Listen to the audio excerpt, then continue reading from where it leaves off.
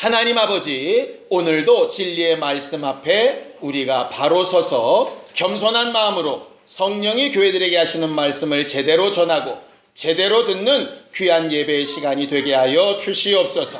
믿음으로 헌금한 자들을 축복하시고 저들의 믿음이 하나님을 기쁘시게 하게 하여 주시옵시며, 하나님 앞에 드려진 저들의 마음과 믿음이 분명해져서 하나님으로부터 갚으심이 있게 하여 주시옵시고, 저들이 행한 모든 일에 합당한 결과와 열매들이 있도록 주여 도우시고 인도하여 주시옵소서.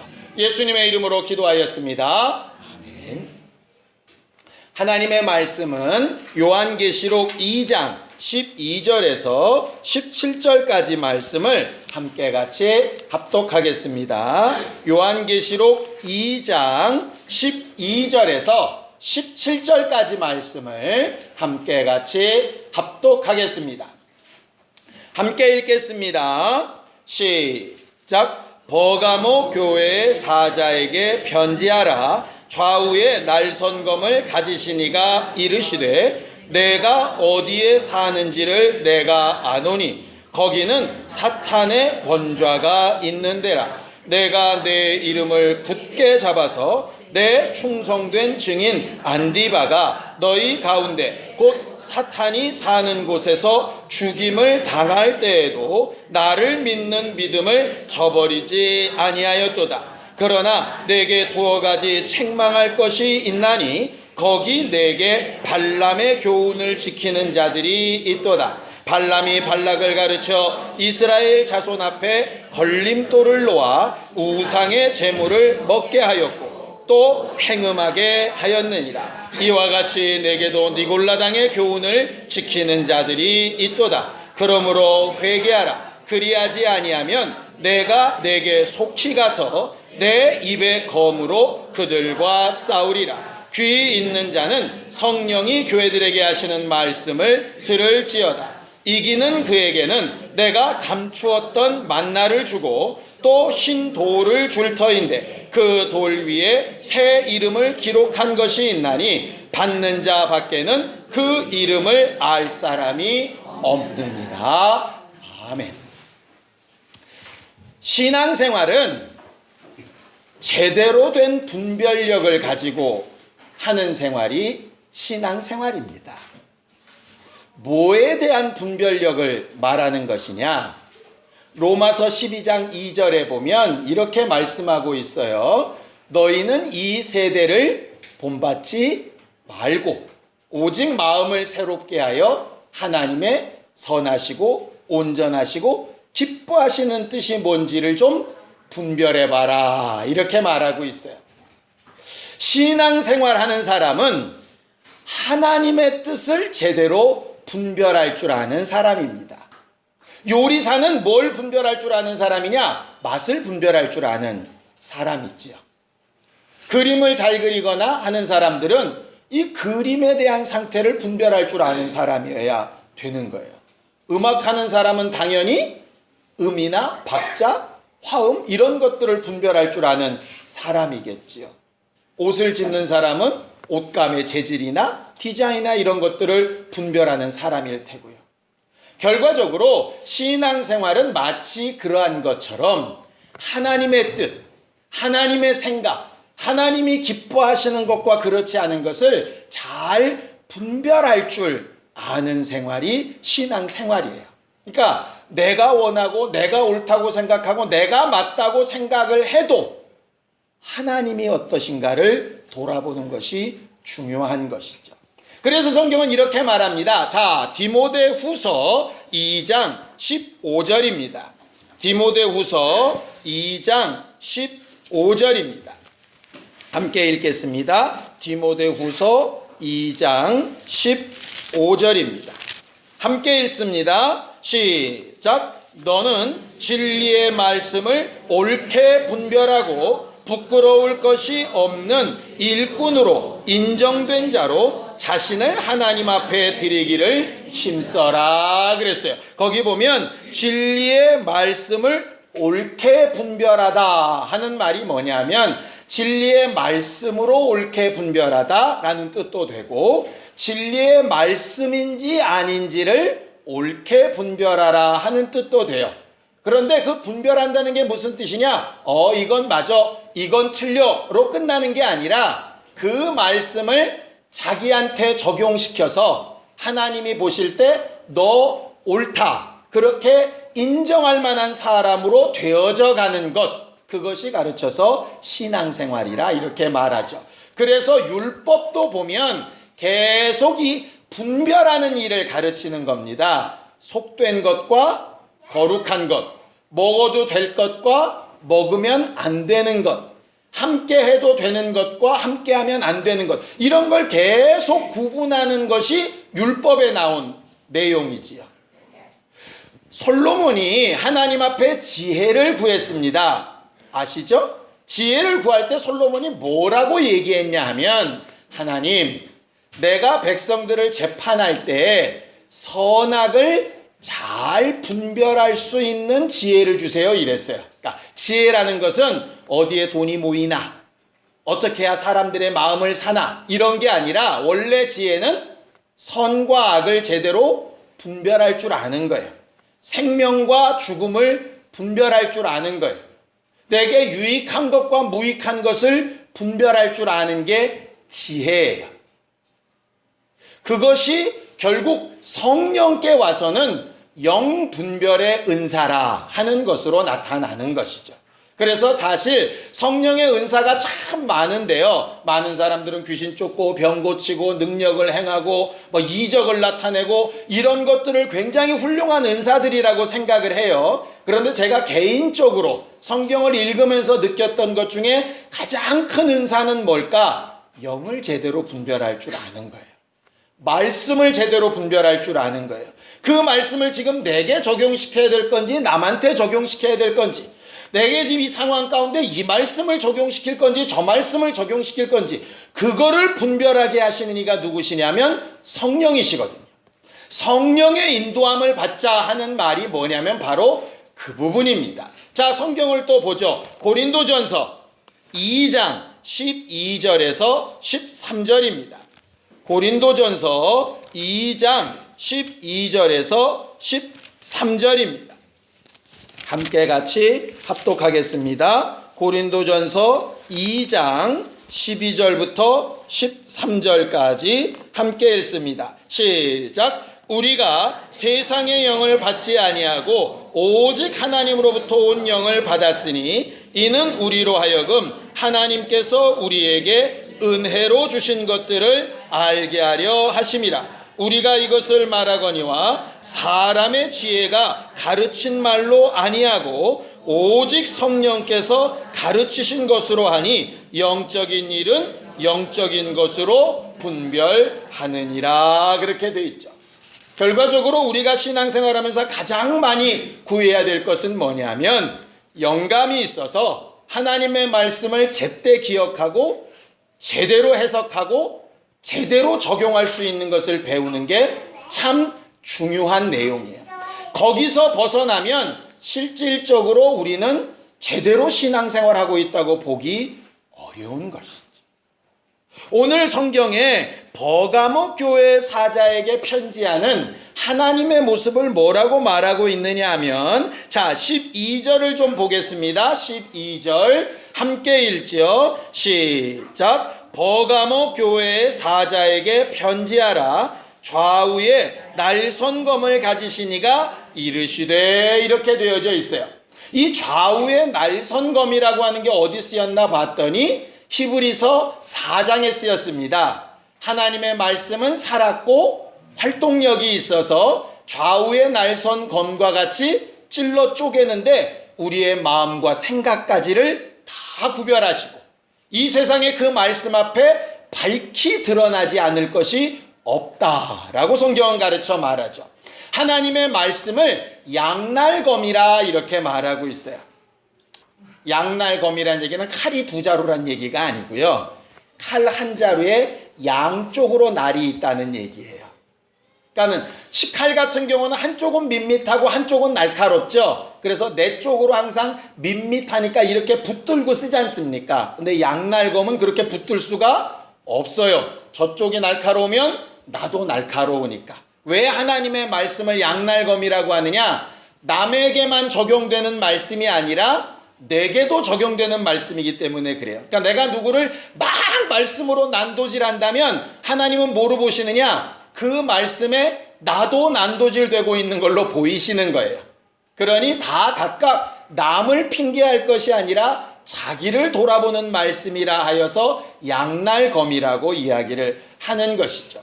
결국 우리는 하나님의 말씀으로 뭐 해야 되느냐? 남도 보고 나도 보는데 결국은 잘 분별하는 거예요. 옳은 것과 그렇지 않은 것. 식당에서 봉사하시는 분들이 아무리 좋은 재료를 만났어도 조금이라도 썩은 부분이 있다면 칼로 싹 도려내죠. 그것처럼 잘 분별해내는 것이 신앙생활에 굉장히 유익하고 좋은 것이라 이 말이죠. 그렇게 잘 분별하여 도려내는 것을 오늘 성경은 뭐라고 얘기하냐면 회개라고 이야기합니다. 오늘 우리가 제대로 좀 회개해 봅시다. 이렇게 지금 말씀을 정했는데요. 이제 버가모 교회 얘기를 좀 할게요. 우리 지난주 어디 교회 얘기 들었는지 혹시 기억나시나요? 서문학교회. 서문학교회는 야단 맞았습니까? 안 맞았습니까? 안 맞았어요. 작은 교회고 부족해 보이는 교회고 핍박이 많은 교회고 사단의 회당이 있는 곳이었지만 그들은 끝까지 충성하면서 믿음을 지켰던 교회가 바로 서문학교회이지요. 서문학교회는 굉장히 경제적으로 뛰어난 도시였다고 말씀을 드렸죠. 오늘 버가모 교회는요, 서문화와는 달리 정치적으로 종교적으로 굉장히 뛰어난 도시였어요. 왜냐하면 로마가 터키 지방, 아시아라고 하는데 터키 지방을 지배했을 때 수도로 삼았던 것이 어디냐면 버가모예요. 그래서 여기에는 황제의 신전도 있고 제우스 신전도 있어요. 특별히 거기가 의학이 발달되었던 곳이라고 그래요. 그래서 거기에 이제 의학의 신을 이렇게 섬기는데 의학의 신의 상징이 뭐냐면 뱀이었어요. 그래서 지금도 군부대, 의무대에 가면 십자가 모양처럼 돼가지고 또아리를 튼 뱀 2마리가 이렇게 있는데 그게 여기서부터 시작된 휘장의 내용이래요. 그러다 보니까 거기를 가르쳐서 사단의 거처라, 사단의 왕궁이라 이렇게 말할 듯이 온갖 아주 이방 신전이 거기에 가득한 거예요. 그런데 재밌는 게 뭐냐면 이 버가모가 뭘까 생각해서 헬라어 이렇게 발음을 봤더니 이 버가모의 헬라어 발음이 페르가모더라고요. 페르가모 할 때 이런 사람은 좋은 가방이 하나 있는 분이시고 뭐야 그게 그러면 저처럼 무식한 사람이에요. 그러니까 그 페르가모라고 하는 명품 브랜드가 있는데 그게 여기서 출발을 했대요. 그런데 되게 웃긴 게 이 버가모라는 말 뜻이 뭐냐면 이중결혼이라는 뜻이에요. 그러니까는 부인한테도 너무 가면 쓰듯 잘해. 애인한테도 너무 잘해. 그래서 안 들켜. 그게 이제 버가모라는 뜻인데 도대체 왜 도시를 그따위로 이름을 줬는지 모르겠지만 어쨌든 이렇게 두 가지가 섞여 있는 상태를 이제 버가모라는 말뜻 어원이 그렇다고 하더라고요. 그런데 이 버가모 교회가 앞에 있는 서머나 교회처럼 칭찬받을 부분이 분명히 있었어요. 사단의 공격이 심하다 보니까 거기에 대항해서 이기는 믿음이 굉장히 좋았던 거죠. 자, 거기 보겠습니다. 13절입니다. 함께 읽겠습니다. 13절 시작. 내가 어디에 사는지를 내가 아노니 거기는 사탄의 번좌가 있는 데라. 내가 내 이름을 굳게 잡아서 내 충성된 증인 안디바가 너희 가운데 곧 사탄이 사는 곳에서 죽임을 당할 때에도 나를 믿는 믿음을 저버리지 아니하였도다 이랬어요. 여기 말하는 안디바라고 하는 사람은 지난주 서머나교회 감독이었던 폴리갑처럼 그 당시 버가모 교회 감독, 목사였던 사람이래요. 근데 전해지는 이야기에 따르면 버가모에서도 계속 예수를 못 믿게 하는데 못 믿게 하면 못 믿게 할수록 계속 이기고 믿는 일이 계속 되는 거죠. 그래서 불에 태워 죽여보기도 하고 사자에 던져줘서 물어 뜯겨 죽여보기도 하고 창에 꿰어 죽이기도 하고 별거 다 했는데 사람들이 별로 이제 안 무서워하는 거야. 그래서 어떤 방법을 써서 안디바를 죽었다고 전해지냐면 뜨거운 구리 황소를 불에 데펴가지고요. 그 위에다가 묶어놓고 태워 죽였대요. 그러니까 불에 확 타는 게 아니라 조금씩 이렇게. 죄송해요, 강건희 집사님. 토요일 날에 금요일 날에 기억이 확 살아날 것 같아서. 근데 그럼에도 불구하고 버가모 교회는 이게 타락하지 않은 거죠. 예수 앞에 내 이름을 지켜 이렇게 하신 거 보니까 예수 이름 외에 다른 이름을 부르지도 않고 너무 신앙생활을 잘하는 거예요.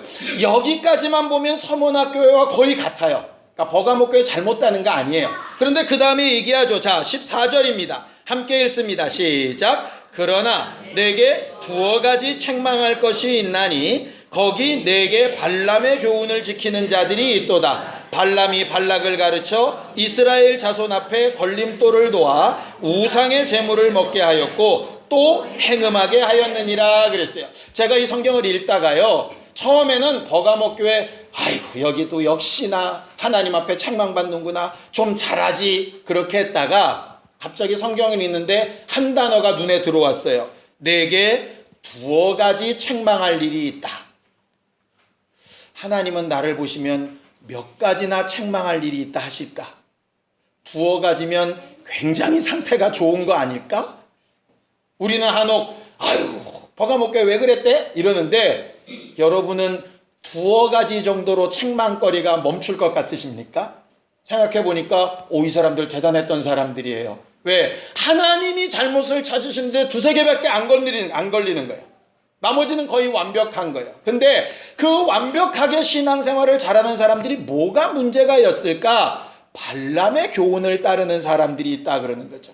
그 다음 절에 보면 이와 같이 니골라당의 교훈을 따랐다 그랬어요. 이게 뭔가를 봤더니 이걸 보려면 민수기 23장, 24장, 25장을 봐야 돼요.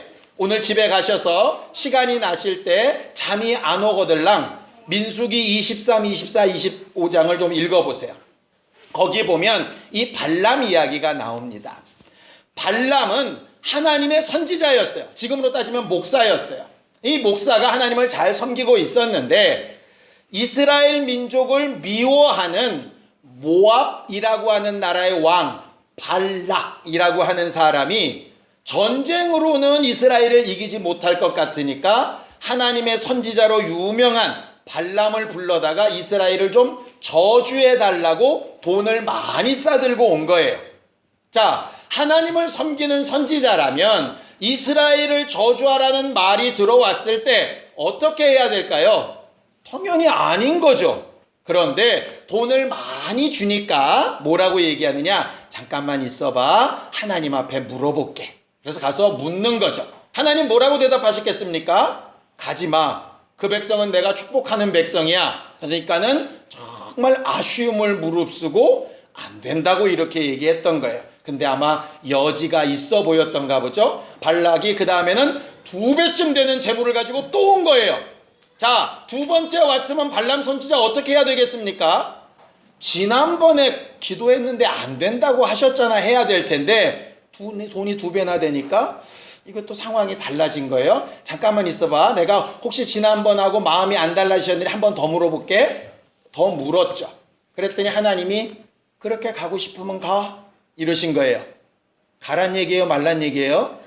말란 얘기죠. 그죠? 그걸 가란 얘기로 들으면 정말 멍청한 거예요. 과거에 우리 아들 같은 거예요. 집 나가 그랬더니 유치원 가방에 주섬주섬 싸고 안녕히 계세요. 이거랑 똑같은 거예요. 나가라는 얘기는 잘못했습니다를 하라는 얘기지 가란 얘기가 아닌데 듣고 싶은 대로 듣는 거죠. 발람은 가라 그러셨다고 아주 기쁜 마음으로 갑니다. 갔는데 저주를 하려니까 저주가 나오냐? 안 나와요. 이 산에서 저주하랬더니 막 축복을 해요. 야, 산이 잘못됐나 보다. 이 산으로 옮겨가요. 봤더니 또 더 축복을 해요.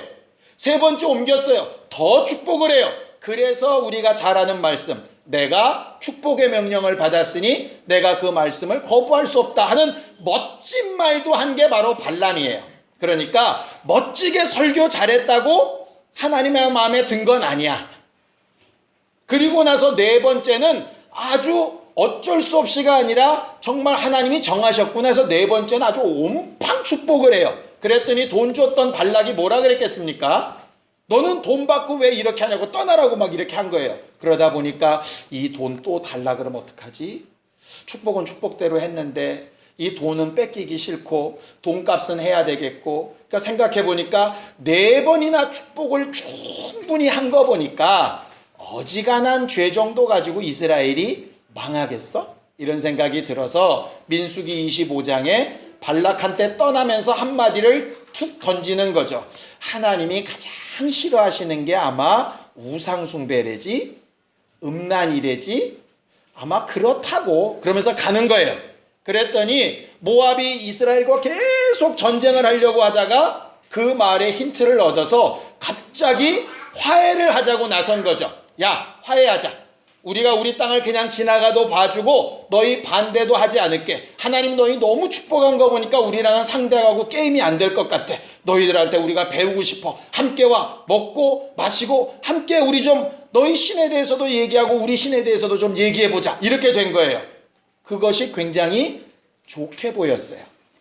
그래서 하나님이 여기까지 인도하셨고 축복을 4번이나 받았고 우리 안에는 법궤가 있고 우리는 하나님의 선민인데 뭐 이 정도 음식 좀 같이 먹었다고, 술 한잔 했다고, 저 사람들과 좀 어울렸다고 그게 뭐 그리 큰 죄가 되겠어 생각하고 그들과 먹고 마시고 마시다 보니 취하고 취하니까 함께 음행하고 한 번 했던 음행이 반복되고 그런 것들이 그 안에 머물러 있다 보니까 우상숭배까지 연결이 되는 거예요. 신기한 게 아주 작은 틈으로 들어온 죄가 뭐 이런 것까지 별로라고 생각했던 것이 들어와서 마치 조그만 혹이 암덩어리로 번져나가듯이 그렇게 번져나가는 거예요. 그 부분을 용납했다는 거예요. 아까 정말 원치 아니하는 사건이 있었지만요. 이게 되게 신기했어요. 바깥에 막 널브러졌던 그 더러운 물들이 원래 다 어디 있었던 거냐? 다 우리 속에 있었던 거예요. 담고 있을 때 전혀 그렇게 안 보이죠. 화장하고 오늘 너무 멋지다, 이쁘다 이렇게 보이지 저 안에 똥이 있다 이렇게는 안 보여요. 그리고 그게 화장실 가서 밑으로 쑥 내려가서 저 밑에 옆에 있는 주차장 밑에가 정화조거든요. 거기 이렇게 모여 있어요. 그런데 우리는 그 위를 지나다니면서 절대로 뭐 이러지 않아요. 그냥 주차 장소 비었다. 이야 아싸 오늘 재수 좋네 이러고 있지. 안 보이면 그러려니 하고 막 다 지나가요. 그런데 이게 밖으로 확 드러나니까 그때서야 비로소 이렇게 되는 거죠. 근데 그게 원래 있던 거예요. 없다가 생긴 게 아니고 그거를 막 아까 열심히 물 청소를 했어요. 그런데도 뭐가 남아있냐? 옷 사이사이, 머리카락 사이 냄새가 남아갔고요. 페브리즈를 뿌리고 향초를 켜고 하는데도 올라올 때 뭔지 모를 이상한 느낌의 냄새가 막 나는 거죠. 문제는 버가목 교회가요. 확실하게 대적하는 원수는 확실하게 대적했어요. 제사 드려야 돼. 다른 종교 믿어야 돼.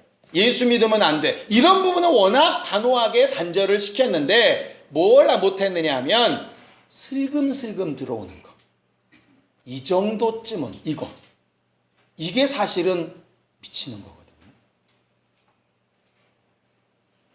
하나님이 지금 말씀하시는 게 그거예요. 큰 덩어리 잘한 거 너무 잘했다는 거예요.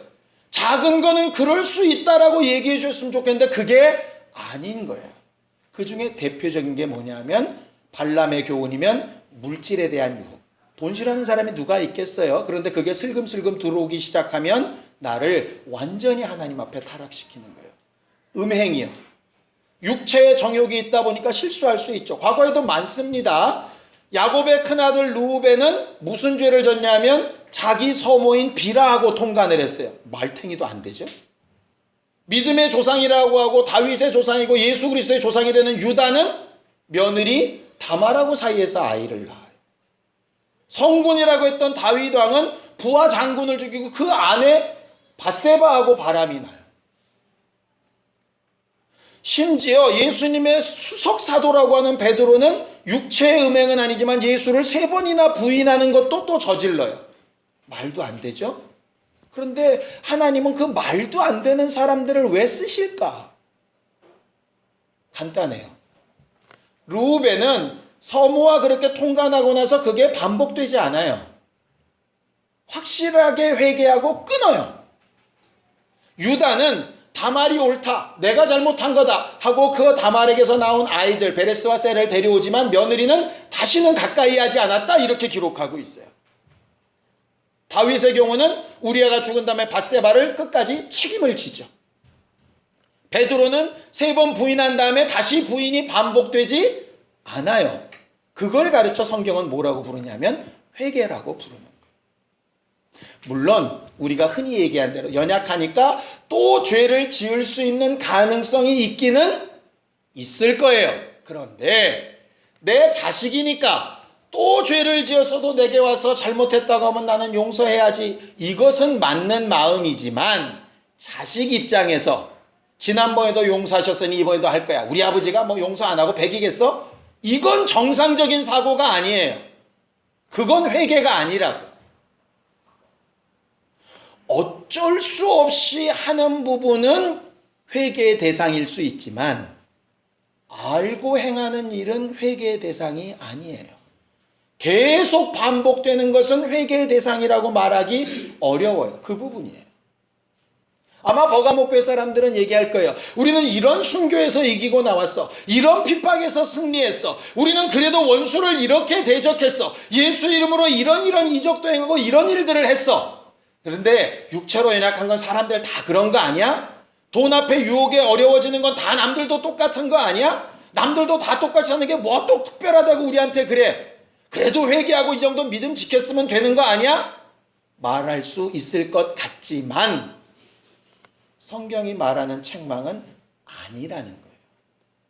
그럴 수 있지만 끊어야 된다는 거예요. 그게 회개예요. 그게 단절이에요. 그게 분별력이에요. 옳다 그르다만 아는 게 아니라 옳다 그르다가 나를 지배해서 인정받게 해야 되는데, 옳다 그르다만 알고 마치 양날검이 아니라 식칼 들고 있는 것처럼 저쪽에만 대고 얘기하지, 나는 얼마든지 만져도 나는 안 배, 이러고 있는 심령들처럼 회개가 형식과 말만 있지 삶이 변하지 않는다면 그것은 버가목교회처럼 되는 것이죠. 하나님은 우리를 가지고 뭘 가지고 판단하실까? 누가 제대로 잘 회개했는가로 판단하시는 거예요. 얼마나 오래 믿었나? 얼마나 헌신 많이 했나? 얼마나 직분 잘 감당했나? 뭐 이것도 중요하겠지만 그거보다 얼마나 제대로 회개했나? 거기에 관심이 있으신 거예요. 오늘 입겸이가 일부 예배 하러 갔는데 입겸이 오늘 보디빌딩 시합 나갔습니다. 보디빌딩 시합에서 뭘 가지고 판단할까요?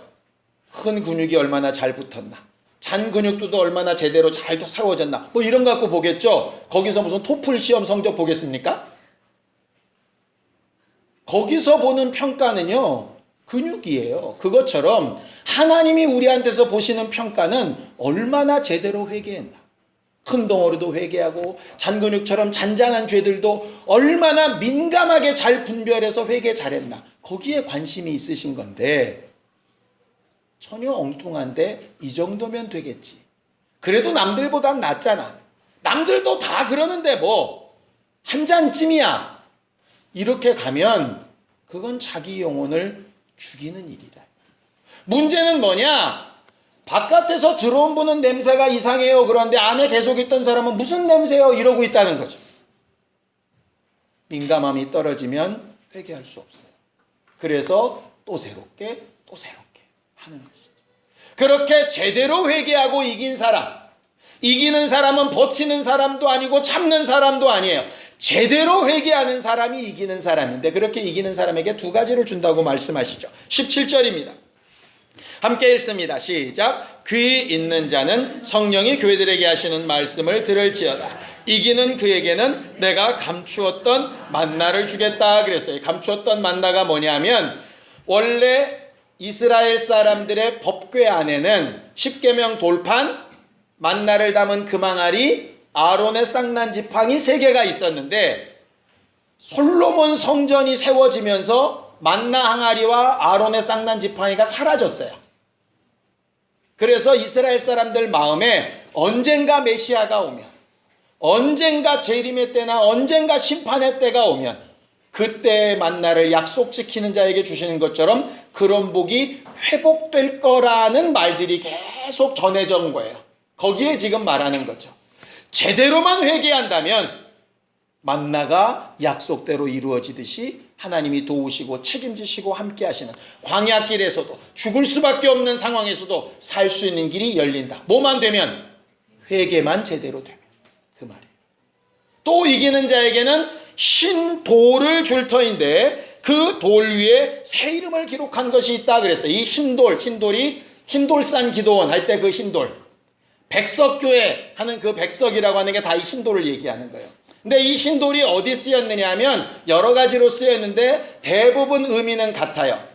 그 당시에도 배심원 제도처럼 이렇게 재판을 하는데 배심원들이 재판할 때 무죄하면 뭘 던지냐면 흰돌을 던져요. 유죄면 까만 돌을 던지고요. 또 경주에서 이기는 사람한테는 흰 대리석판에 그 사람의 이름을 써가지고 이렇게 상패처럼 트로피처럼 주는 게 흰 돌이었대요. 또 하나는 큰 왕궁의 어떤 행사나 이런 거 할 때 그때도 초청장처럼 썼던 것이 흰 돌이었다고 하더라고요. 그래서 초청을 허락하는 의미, 죄가 용서됐다고 무죄라고 선언하는 의미, 경주에서 승리한 사람한테 트로피처럼 주는 의미, 그것이에요.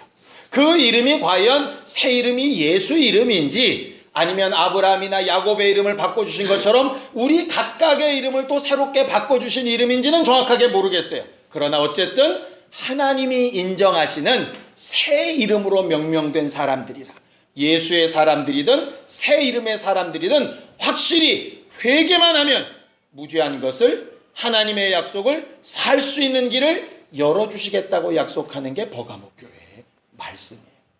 뒤집어 얘기하면 말씀을 아무리 많이 알아도, 아무리 우리가 해왔던 일들이 많았어도, 예수 이름을 걸고 원수와 싸워 이기며 승리한 수많은 경험과 체험들이 있었어도 회개하지 않으면 망한다는 거예요. 회개는 큰 죄뿐 아니라 슬슬 스며들어오는 생각부터 차단하고 제대로 해결해야 되는 것이 바로 회개예요. 우리도 모르는 사이에 이 정도는 괜찮겠지 했던 부분들이 있다면 영적 분별력이 있게 되기를 예수님의 이름으로 축원합니다. 성령께서 우리 안에서 이건 회개해야 될 내용이야 라고 말씀하시는 것이 우리 안에 들려지게 되어지기를 원합니다. 우리 모두 제대로 회개하고 제대로 하나님으로부터 인정함을 받는 신령한 사람들이 되기를 예수님의 이름으로 축원합니다. 함께 같이 기도하겠습니다. 하나님 아버지, 오늘 우리가 하나님 앞에 들은 말씀을 쫓아 우리 생활 가운데 우리도 모르는 사이에 틈타고 있는 원수에 속한, 섞여 있는 두 얼굴을 가지고 두 개의 삶이 공존하고 있었던 부분들을 잘 분별하여 회개하고 돌이켜 용서를 받으며 변화받기를 원하오니 하나님, 성령께서 때때마다 우리를 가르치시고 변화시켜 주사 이 정도는 괜찮다라고 하는 잘못된 내 생각에서 벗어나게 하여 주시고, 양날건 검과 같은 하나님의 말씀이 나도 남도 우리 교회도 제대로 잘 분별하게 만드는 능력이 되도록 도와주시옵소서. 겸손하게 인정하고 삶을 바꾸기를 결단할 때 우리의 힘과 능력이 부족하여 되지 않는 부분을 성령께서 도우시고 함께하는 성도들이 돕게 하여 주셔서 언행 심사가 바뀌며 주 예수를 닮아가는 아름다운 교회들로 서도록 도와주시옵소서. 예수님의 이름으로 기도하였습니다. 이제는 우리 주 예수 그리스도의 은혜와 하나님 아버지의 극진하신 사랑과 성령님의 감동하시고 분별케 하시는 거룩한 능력이 제대로 회개하기를 결심하는 우리 모두 위에 이제부터 영원까지 함께 있을지어다. 아멘.